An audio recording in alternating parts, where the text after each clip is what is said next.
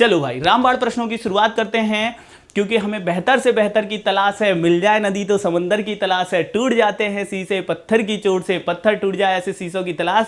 तो चलो तलाश करते हैं ऐसे प्रश्नों के संग्रह की जिससे हम अपने माता पिता के सपनों को क्या कर सकें, साकार। तो पहला प्रश्न लेते हैं, मंडला में स्थित रामनगर के संस्कृत अभिलेख में कितने शासकों का उल्लेख मिलता है? ओ भाई चलो चलो कमेंट करो, फटाफट कमेंट करो, क्या होगा इसका आंसर। ठीक है, तो भाई यदि हम देखें तो गौड़ वंश, ठीक है, गौड़ वंश की यदि बात की जाएगी तो गौड़ वंश के संस्थापक, ठीक है, संस्थापक कौन माने जाते हैं? यादव राव माने जाते हैं। ठीक है, यादव राव माने जाते हैं। किस वंश के संस्थापक? गौड़ वंश के संस्थापक कौन माने जाते हैं? यादव राव। और यादव राव से लेकर हृदय, ठीक है, हृदय शाह तक के शासकों का नाम मिलता है। कितने? तो 52 शासकों का नाम मिलता है, जो कि क्या कर दोगे, 52 शासकों का मिलता है। 54 का, 56 का, क्या कमेंट आ रहा है? पहले कमेंट भी तो देख लिया जाए आपका। ओ भाई ध्यान रखना, 52 गढ़ थे संग्राम शाह के, 52 गढ़, लेकिन नाम मिलता है 54 का। लो भाई 52 गढ़ पढ़े तो 52 सबने आंसर लगा दिया। 54 is right answer. Shivani Mishra का आंसर बिल्कुल सही है। 54 शासकों का नाम मिलता है। गौड़ वंश के संस्थापक कौन थे? नोट कर लो, यादव राव थे। ठीक है, कौन थे भाई? यादव राव थे। और यादव राव से लेके हृदय शाह तक के शासकों का नाम मिलता है रामगढ़, रामनगर जो है ये कहां पर है? मंडला में है। ठीक है, रामनगर कहां पर है? तो मंडला में है। इसे भी नोट करके चलिएगा, है ना। चलिए आगे बढ़ते हैं। बहुत अच्छे प्रश्न हैं, बहुत अच्छे प्रश्न हैं, आंसर करिए और इन प्रश्नों को नोट करते चलिए। किस गौड़ शासक ने महाराजा श्री आमंड दास की पदवी, अमहांड दास की पदवी धारण की थी। ठीक है, अमहांड दास की पदवी धारण, पदवी बोल रहे हैं, उपाधि नहीं बोल रहे हैं। अमहांड दास इनका क्या था? अमहांड दास इनका मूल नाम था। ठीक है, इन्होंने महाराजा श्री अमहांड दास की पदवी धारण की थी। ठीक है, इनका मूल नाम था अमहांड दास। ठीक है, और इनकी जो उपाधि थी साथियों, उपाधि इनकी उपाधि थी संग्राम शाह। ठीक है, इनकी उपाधि क्या थी? संग्राम शाह थी। ठीक है, तो नोट करो, संग्राम शाह ने ही क्या किया था? एक पदवी धारण की थी, महाराजा श्री अमहांड दास। ठीक है, किसने? संग्राम शाह ने। ठीक है, और संग्राम शाह के ही कितने गढ़ थे? 52 गढ़ थे। ठीक है, कितने गढ़ थे? तो 52 गढ़ थे भैया। 52 गढ़ों पर इनका अधिकार था, 52 गढ़ों पर अधिकार था इनका, ध्यान रखना है। अधिकार था किसका? तो आपके संग्राम शाह की यदि चर्चा की जाए तो ध्यान रखना है, संग्राम शाह ने ही जबलपुर जिले में संग्राम सागर तालाब बनवाया। यहां पर बाजना मठ, ठीक है, बटुक भैरव का बाजना मठ तांत्रिक मंदिर का निर्माण कराया। तांत्रिक मंदिर का निर्माण भी इन्होंने ही कराया था। 52 गढ़ों पर अधिकार किसका था? संग्राम शाह का ही 52 गढ़ों पर क्या था साथियों? अधिकार था। इसे भी ध्यान में लेके चलना है। साथ ही साथ संस्कृत भाषा में रस रत्नमाला का इन्होंने क्या किया था? लिखा था, रस रत्नमाला जो कि संस्कृत भाषा में थी। संस्कृत भाषा में किसने लिखी थी? संस्कृत भाषा में रस रत्नमाला तो संग्राम शाह ने लिखी थी। इसे भी बहुत अच्छे से क्या रखना है, ध्यान में लेके चलना है आपको। ठीक है, आम खास महल पूछ लिया जाए किस तालाब में स्थित है तो नोट कर लो, आम खास महल ये जबलपुर में जो संग्राम सागर तालाब है इसके बीचों बीच में एक महल दिखता है, ये आम खास महल था साथियों, जो कि किसने? संग्राम शाह ने बनवाया था। तो इतनी चीजें संग्राम शाह के बारे में ध्यान रखना आप सबको पता होनी चाहिए। संग्राम शाह के पुत्र कौन थे? दलपत शाह। यादव राव तो मैंने बता दिए कौन थे? संस्थापक थे। किस वंश के? गौड़ वंश के। ठीक है, चलिए आगे देखें। किस गौड़ शासक को उसके सिक्कों में पुलत्स्य वंशी लिखा है भाई, पुलत्स्य वंशी कहा गया है, पुलत्स्य वंशी कहा गया है। ठीक है, तो किस गौड़ शासक को उसके सिक्कों में पुलत्स्य वंशी कहा गया है? तो ये जो सिक्के चलाए थे, सोने के सिक्के चलाए थे, और सोने के सिक्के थे, ये किसने चलाए थे? ये सोने के सिक्के चलाए थे किसने? तो ध्यान रखना है, ये भी संग्राम शाह ने चलाए थे। और संग्राम शाह के सिक्कों पर संस्कृत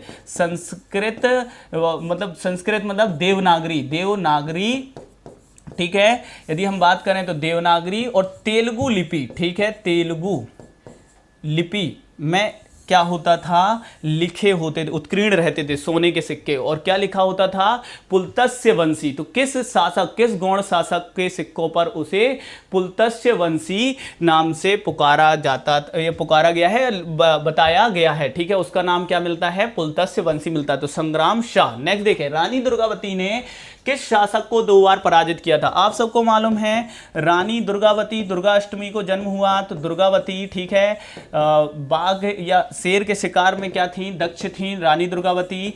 चंदेल वंश की क्या थी? राजकुमारी। चंदेल वंश की राजकुमारी थी, ठीक है, राजकुमारी थी। और गौड़ वंश की रानी थी, गौड़ वंश की रानी थी कौन? रानी दुर्गावती। ठीक है, फिर आपको ध्यान रखना है रानी दुर्गावती के बारे में, गढ़मंडला, ठीक है, गढ़मंडला या गौड़वाना, ठीक है, गौड़वाना, ठीक है, गौड़वाना की, पूरे गौड़वाना या गढ़मंडला पूरे की क्या थी? रानी थी, रानी दुर्गावती। इनका विवाह किससे हुआ था? तो भैया संग्राम शाह के पुत्र दलपत शाह से क्या हुआ था? दलपत शाह से विवाह हुआ था। किसका विवाह? तो रानी दुर्गावती का विवाह हुआ था। किससे? तो दलपत शाह से हुआ था। गढ़मंडला गौड़वाना की क्या थी? रानी थी, रानी दुर्गावती। दलपत शाह से विवाह हुआ था। दलपत शाह की मृत्यु के बाद इन्होंने कमान संभाली, और वीर नारायण इनके कौन थे? वीर नारायण इनके पुत्र थे। ठीक है, जब इनके पति की, दलपत शाह की मृत्यु हो जाती है, तब ये कमान संभालती है। वीर नारायण अल्पवयस्क होते हैं, तो उनका संरक्षिका बन के, ठीक है। तो जब ये शासन करती हैं साथियों, तो ध्यान रखना है, मालवा के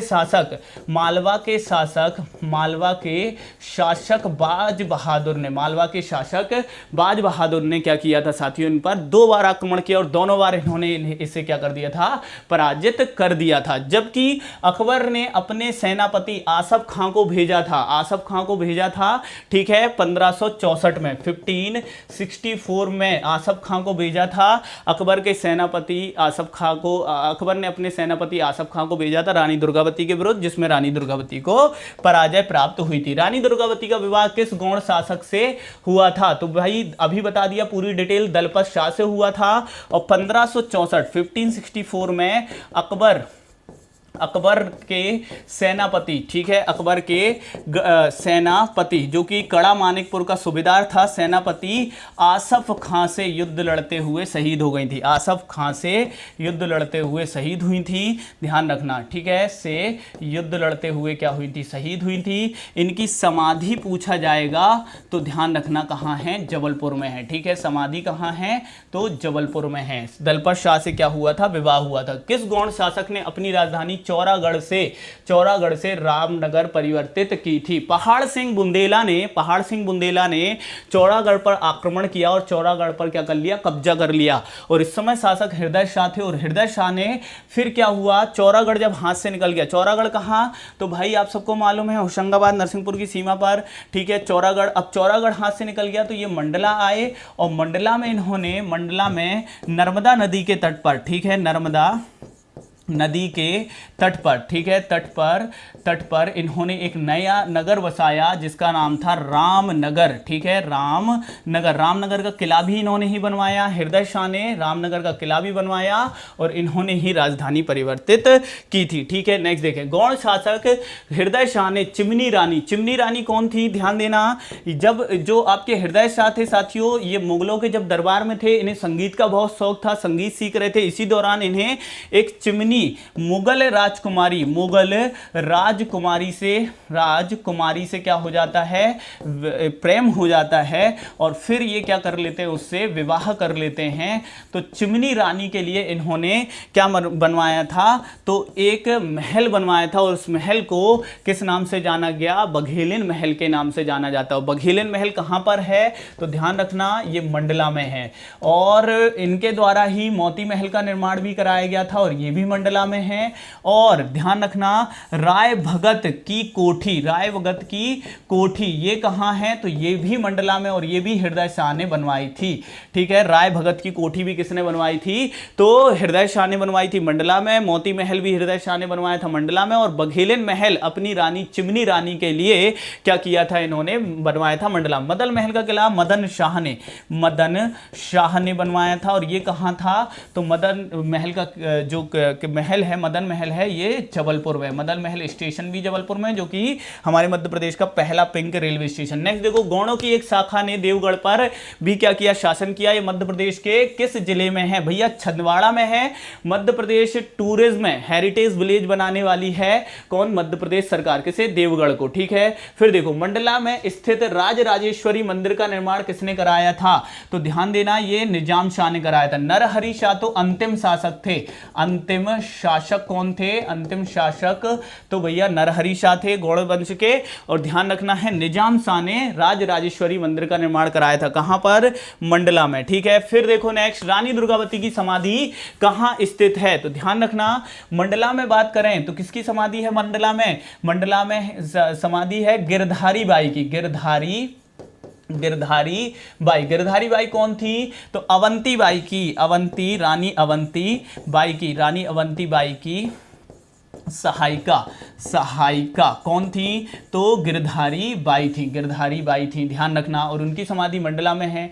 दमोह में तो क्या है, रानी दुर्गावती अभ्यारण्य है, रानी दुर्गावती अभ्यारण्य है। ठीक है, अभ्यारण्य है। ठीक है, कहां पर है ये अभ्यारण्य, तो दमोह में है। जबकि जबलपुर में क्या है, रानी दुर्गावती की समाधि। ठीक है, तो समाधि कहां है रानी दुर्गावती की, ये जबलपुर में है। जबलपुर में गौर नदी से, गौर पुल है, गौर नदी के पुल को क्रॉस करने के बाद जो टिफरी, ठीक है, ट्रॉपिकल फॉरेस्ट रिसर्च इंस्टीट्यूट है, उससे सीधे जाने पर समाधि रोड होती है, और वहां पर इनकी समाधि है। ठीक है, ध्यान में लेके चलना है।